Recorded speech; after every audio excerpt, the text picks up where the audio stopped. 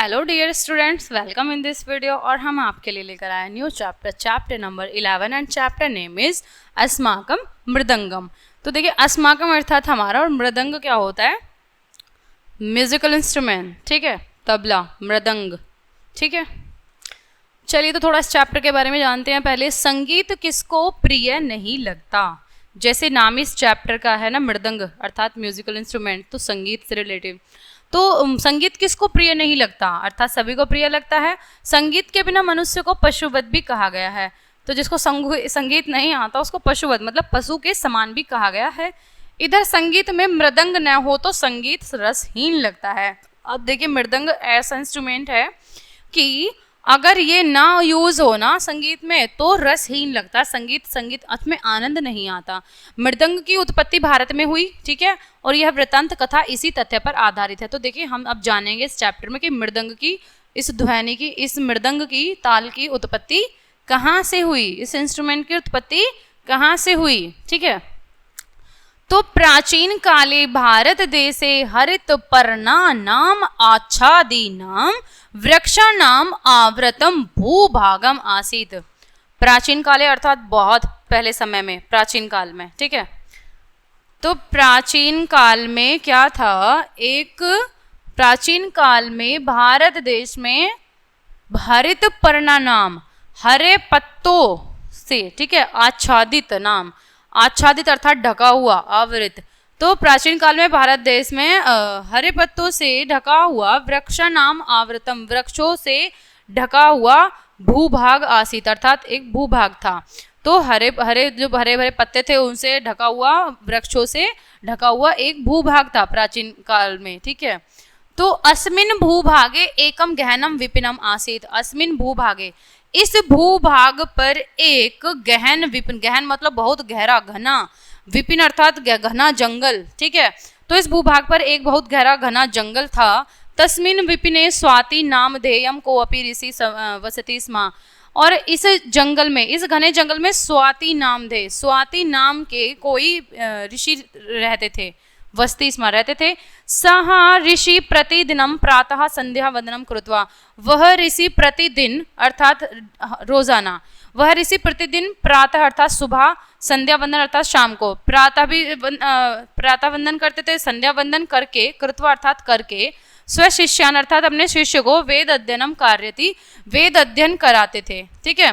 शिष्याः मध्य अवकाशे सुदूरात ग्रामात शिक्षा प्राप्य स्वाचार्य से आत्मना च उदरपूर्तिम कुर्वन्ति स्म। आप देखिए वो शिष्य क्या करते थे। तो शिष्य पहले तो वो जो ऋषि थे वह प्रतिदिन अपने प्रातः संध्या वंदन करके अपने शिष्यों को वेद अध्ययन कराते थे।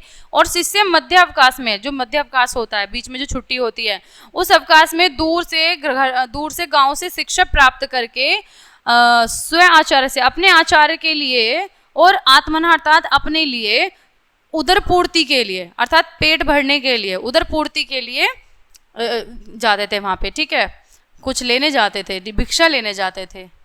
तो एकदा स्वाति नामक ऋषि शिक्षा, एकदा स्वाति ही नामक ऋषि ही शिक्षा सत्रम समाप्य सर्वान् छात्रान् भिक्षाटनार्थ प्रेषयत, ठीक है। तो एक बार स्वाति नामक ऋषि ने शिक्षा सत्र समाप्त करके सर्वान छात्रान, सभी छात्रों को भिक्षा के लिए प्रेषयत, भेज दिया, भिक्षा के लिए भेज दिया। शिक्षा जब उन्होंने समाप्त कर दी उसके बाद, तो सहा उठ जे आगम्य अल्प विश्रामाय पटले अतिष्ठत। सहा उठ जे अर्थात झोपड़ी, ठीक है, आगम्य अर्थात आकर, अल्प विश्राम अर्थात थोड़े से विश्राम के लिए, पटले अर्थात तख्त होता है, ठीक है, अतिष्ठ अर्थात बैठे, तो बैठ गए। तो वहाँ झोपड़ी में आकर थोड़ा सा कुछ विश्राम करने के लिए तख्त पर बैठ गए। अनुमानतः सार्धद्वय अहोरायः उपरान्ते सः पिपासया पीडितो अभवत्।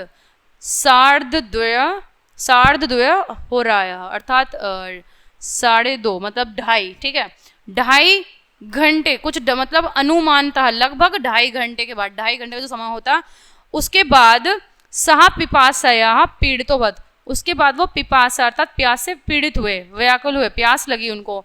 ऋषि अपश्यत, ऋषि ने देखा, यत उठजे स्थित घटे जलम न आसीत, जलम न आसीत, ठीक है। ऋषि ने देखा यत उठजे, जो उस झोपड़ी में स्थित घड़े में जल नहीं है, नहीं था। अतः सह अन्वेषणाय इतस्ततः अभ्रमत, ठीक है। अन्वेषणाय अर्थात देखने के लिए, अतः वह इधर उधर देखने के लिए घूमे, अभ्रमत घूमे, इधर उधर देखने के लिए घूमे। अनिविश्यता तेन सुदूरे एकस्मिन् स्थाने कश्चन आह्लादकरः शब्द ऋतु, ठीक है। तो जब देख रहे थे, इधर उधर देख रहे थे, तेन सुदूरे, उसी कुछ दूर पर, एकस्मिन् स्थाने, एक स्थान पर कुछ आह्लाद अर्थात कुछ स्वर हो रहा था, आह्लाद हो रहा था। तो तम अनुसृत्य, उसे सुनकर सह ऋषि अग्रह गता, वह ऋषि आगे गए, आगे बढ़े। तत्र कुत्रचित् पर्वतात् पतन्तः जलबिन्दवः शुष्क पर्णानाम् उपरि पतित्वा मधुरम संगीतम जनयन्ति स्म। तो देखिए अब संगीत की उत्पत्ति इसकी कहाँ से हुई। तम अनुसृत्य, उसे सुनकर वह ऋषि आगे बढ़े, और तत्र कुत्रचित् पर्वतात्, और वहां किसी पर्वत से, पतंत गिरती हुई, जल बिंदवा अर्थात जल की बूंदे, उस किसी पर्वत से गिरती हुई जल की बूंदे, शुष्क पर्णा नाम, शुष्क अर्थात सूखा, पर्ण अर्थात पत्ता, तो सूखे पत्ते के ऊपरी अर्थात ऊपर, पतित्वा अर्थात गिर रही थी, गिरकर, पतित्वा अर्थात गिरकर, मधुरम संगीतम जनयन्ति स्म, मधुर संगीत उत्पन्न कर रही थी, ठीक है।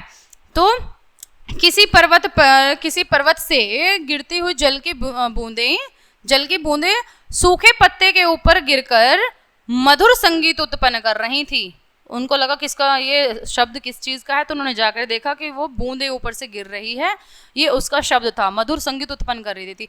एतत् अवगत्य प्रेरितः सह हर्षानुकूलता, और इससे अवगत्य प्रेरित, इससे प्रेरित होकर आकर वह हर्ष अनुकूल से, हर्ष से और विस्मृत वेगेन आश्रम आगतवान, और जल्दी से हर्षित भी थे और विस्मृत भी थे, ठीक है, वेग से आश्रम में आ गए। संगीत साधनेषु, संगीत के साधनों में प्रतिध्वनि उत्पादनार्थ या सूक्ष्म क्रम आवश्यकम, और संगीत के साधनों में यह सूक्ष्म क्रम अति आवश्यक है। तम अन्विष्टवान, ठीक है, और एवं संगीत साधनम निर्मितवान, और संगीत साधन निर्मित करने के लिए। तो तस्य नाम मृदंगति, और इसका नाम मृदंग है, ठीक है। अस्य मृदंगस्य संगीत शास्त्रे प्रमुख स्थानम अस्ति, और इसका मृदंग शास्त्र का जो है, मतलब इसका अर्थात मृदंग शास्त्र का संगीत शास्त्रों में प्रमुख स्थान है। यहाँ कोपि संगीत कार्यक्रम न स्यात्, जो कोई संगीत कार्यक्रम न स्यात् अर्थात कोई भी संगीत कार्यक्रम इसके बिना नहीं होता, और यत्र मृदंगस्य उपयोगिता न भवेत्, और जिसमें ऐसा कोई संगीत नहीं होता जिसमें मृदंग की उपयोगिता ना हो, मतलब ऐसा कोई संगीत नहीं है, हर चीज में इसकी उपयोगिता है, मतलब संगीत में। अधस्तु न केवलम संगीतागारे अपितु नगरे नगरे ग्रामे ग्रामे विद्यालयेषु चलचित्र निर्माण स्थलेषु दूरदर्शनम कार्यक्रमेषु सर्वत्र अस्य मधुर ध्वनिः मानवानां मनसि आह्लायति निर्वत् मानी जनः संगीत कार्यक्रमेषु तस्य अभावः पुच्छ विषाणहीनः पशु इव मान्यते। तो देखिए यहाँ पे बिना पूछ के, मतलब जो पशु होता है और बिना ऐसा पशु माना गया है, किसके बिना, संगीत के बिना। तो अधस्तु न केवलम संगीत गारे, यह न केवल अब संगीत गारे में अपितु नगर नगर में, गांव गांव में, विद्यालयों में भी, चलचित्र निर्माण में भी, अन्य स्थलों दूरदर्शनों में भी, कार्यक्रमों में, सब जगह इसके मधुर ध्वनि को मानवों के मनासी आहलति, मन को आह्लाद प्रदान करने वाला है अभी, ठीक है। तो निर्वत माने जना संगीत कार्यक्रमेषु तस्य अभाव, अर्थात तो ये सबके मन को आह्लाद, आनंदित करने वाला, आह्लाद प्रदान कर देती है जो इसकी साउंड है। तो वर्तमान समय में संगीत के जो कार्यक्रम है ना, उनमें भी लोग इसका अभाव, बिना पूंछ और सींग वाले, जो जैसे बिना पूंछ और बिना सींग वाला जो पशु है ना, उसके समान माना जाता है ऐसे मनुष्य को जिसको संगीत नहीं आता। तो इसके बिना संगीत को भी ऐसे माना जाता है, जिसमें यह तबला मृदंग नहीं होगा उस संगीत को भी ऐसे ही माना जाएगा। तो हर एक संगीत में इसकी उपयोगिता है और ये आनंद प्रदान करने वाला है। हरित पर्णा नाम आच्छादी नाम, हरित पर्ण अर्थात हरे पत्तों वाला, ठीक है, और आच्छादित नाम अर्थात घिरा हुआ, हरे पत्तों से घिरा हुआ। भूभागम अर्थात जो थोड़ा सा टुकड़ा होता है, भूभाग, भूखंड, ठीक है। विपिन, पृथ्वी का थोड़ा सा भाग।